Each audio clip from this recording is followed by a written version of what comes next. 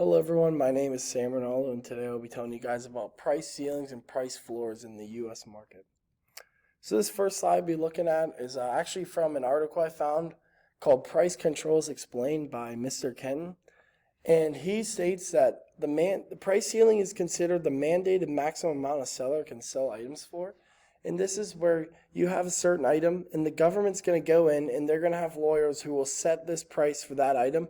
And no matter what, you cannot sell it for a penny more. And that's the idea of where if demand goes up and supply goes down, businesses are going to want to step in and start charging a lot of money because they know people want it and they'll pay a certain price. They'll pay a crazy amount of price for this item. And a benefit of the price ceilings is it keeps the goods affordable because you can't really go crazy on the prices of basic essential needs that everyone's going to need and want. So businesses can't jack up the prices of your essentials like your toilet paper, paper towels, soaps, food, and all that. And they have to keep it at a government mandated price so you can't go crazy on it and take people's money and make the most amount of money you can. In the debate of how efficient price ceilings are, in the article I read, Ken always decides if it's really efficient or not because he thinks that when certain items are going to go be capped at a price, if the corporation or the manufacturer doesn't like that price, they're just going to make less of them, and that's going to make the demand for that product go even more because now the supply is being taken out of the equation and they're just not going to make enough. They're not going to make a bunch at all, and they're just going to send out what they want so they can still make the most amount of profit that's possible. On this next slide, price ceiling continued. This came from an article called Price Ceiling, the Types and Implications of Ceilings in Economics. And the author, Siegel, talks about how ceilings can mitigate the pain of higher prices until supply returns to normal levels again. So the ceilings are just going to cap that price when there's a crazy supply boost or a drop and then there's a crazy demand boost. So then that people can still pay what they need to pay for those essentials that they need. Ceilings are known to stimulate demand and encourage spending. They stimulate demand because if the demand's high, the price is still going to be the same, so they can't, the demand's always going to stay the same, and the price won't go up if the demand goes up. And it encourages spending because when the price is set at a certain number, people know that no matter where or how it is, that they're going to get the product for that price, so they're going to want to go out and buy it. And there's three types of government-controlled ceilings that I'll be talking about. And one of them is rent, the other is food, and the last one is gas. But gas has been really out of the window because of the imports of oil recently and how much we're bringing in compared to putting out. And we'll talk about the rent and food later on in this presentation. So in this next slide, we're going to talk about the other side of it, and it's price floors. And Mr. Kenton talks about this in his article, The Price Floor Controls Explained, and he goes into depth about what you need to know about how low you can go. And the definition of this is price floors are the lowest legal price that can be paid in a market for goods and services, labors, or financial capital. And the biggest price floor that is always out of debate and there will always be a war for is minimum wage. That's the biggest price floor that's going to affect the U.S. market because when minimum wage goes up, everything else goes up with it. And that's going to be the war that the lawyers are going to have to fight for years to come. And the way that the government sets a price floor is there's no really set price. They're going to come in and they're going to enter the market and buy up all the product they can, which adds to demand to keep the prices higher than they would be. So if there's a price that's going to fall, the government's going to go in and spend all this money. The Japan and United States have been known to spend billions and billions of dollars each year on these market goods just to buy the price up so that the floors don't get too low and they can keep it at the cap they want while they still have the ceiling set at that certain price.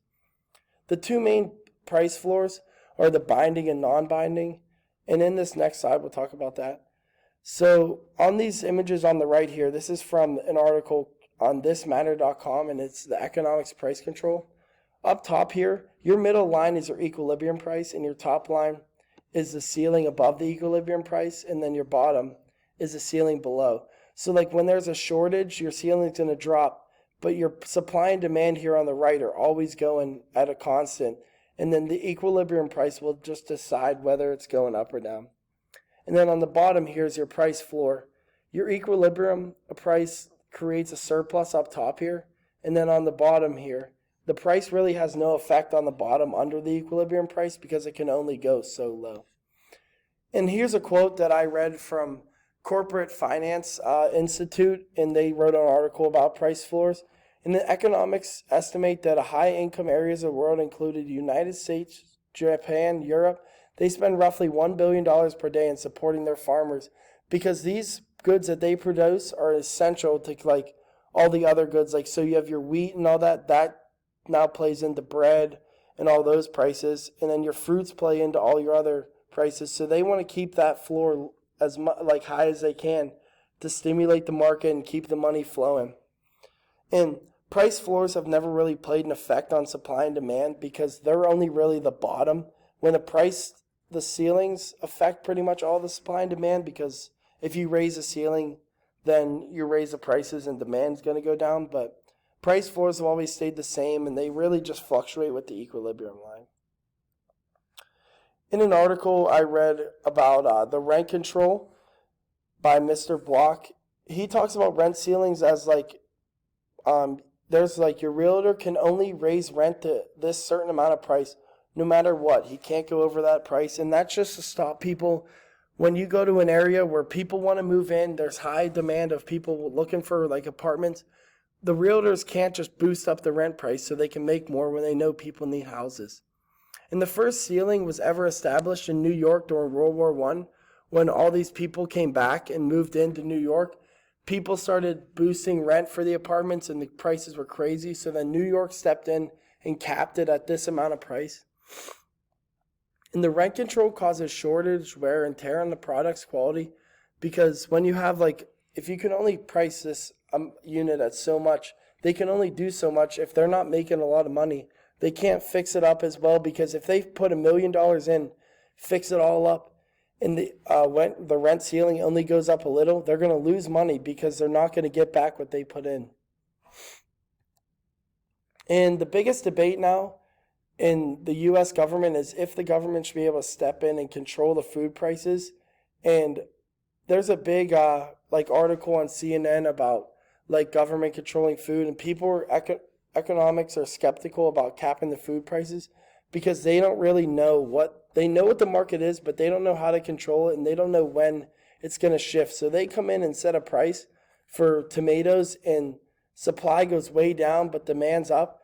Then they can't really change the food prices because it's capped at that price. So it's set at a certain amount, but they really don't know which way the market's going to tend to flow with that amount of food. The last thing and the main thing that ceilings and floors are put in place is to stop price gouging. So the Econ Review wrote a big article, and this is where I got all my information from. They wrote a big article on what is price gouging and how the government mandates this. So price gouging is when a company sees that there is a low supply and high demand, that they're going to jack up the price as high as possible and overcharge. So when Hurricane Katrina hit, gas stations down there took gas to like $9, $10 a gallon when gas was only supposed to be $3, because they knew people needed gas, and cartons of water, 2-liter jugs and all that were like $20 because of how like they knew people needed water bad, and they were the only people to have it. So they knew people to come in and pay any price they could because they needed water and they needed gas. And the government stepped in, and now 27 states have set like strict laws on price gouging on businesses, and they step in to stop this because that's not like lawful. That's a time of help, and people need businesses to help them get back on their feet after a hurricane took out all their food, all their housing, and all that. So people are just trying to start fresh, and it's not really like economical for a business to step in and charge $20 for toilet paper and gas and all that. So that's why the government stepped in. They mandate all this. So when a time of like trouble happens, a hurricane, tsunami, or all that, governments will send out strict, this is what you can pay, this is the most you can charge for it, this is the least. And they know like how much water is down there, how much food's down there, how much gas is down there. And they set out that, and they'll vary the supply and demand based off that. Thank you, guys.